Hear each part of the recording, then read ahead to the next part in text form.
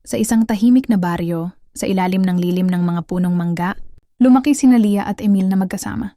Magkapitbahay sila, magkaibigan at magkaagapay sa lahat. Mula pagkabata, magkakbay na silang dalawa sa bawat alaala, naghahabulan sa bukid, kumakain ng ice candy, at nagtatawanan habang nanonood ng bituin. Habang lumalaki, unti-unting nahulog ang kanilang damdamin sa isa't isa. Si Emil ay laging naghihintay sa labas ng bahay ni Lia tuwing umaga para sabay silang pumasok sa paaralan.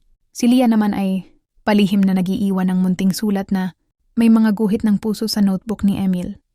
Sa ika-16 na kaarawan ni Emil, sa ilalim ng punong akasya, bumulong si Lia. Kahit anong mangyari, ikaw pa rin ang paborito kong tao.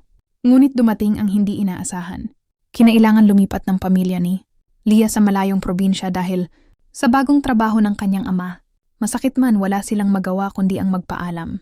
Ipinangako nilang magpapadala ng liham, pero sa paglipas ng panahon, ang mga pangako ay nalunod sa katahimikan. Lumipas ang mga taon. Si Lia ay guro sa isang pangpublikong paaralan sa lungsod at si Emil ay naging arkitekto. Bagamat nagpatuloy ang kanilang mga buhay, may bahagi ng puso nilang nanatiling nangungulila. Isang hapon na maulan sa loob ng Jollibee, muling nagsalubong ang kanilang mga landas.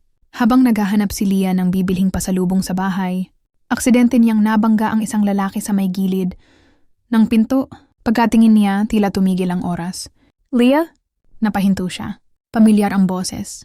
"Emil?" Mahina niyang sagot na may luhang nangingilid. Nagkatawanan sila, unay nahihiya, hanggang sa naging yakapan. Yakap na tila pag-uwi. Nagkape sila at ibinahagi ang mga kwento ng mga panahong nawala.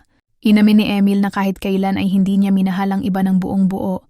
Si Lia naman ay ngumiti, sabay sabing, "Hanggang ngayon, pinapangarap ko pa rin ang punong akasya." Kinagabihan, dinala ni Emil si Lia sa isang parke, at sa ilalim ng punong kahawig ng dati, marahan niyang hinawakan ang kamay nito. "Hinintay kita," wika ni Emil. "At natagpuan kita muli," bulong ni Lia. Mula noon, hindi na sila muling naghiwalay. Sapagkat ang pag-ibig na tunay, kahit mawala pansamantala, ay babalik sa tamang panahon, mas buo, mas totoo.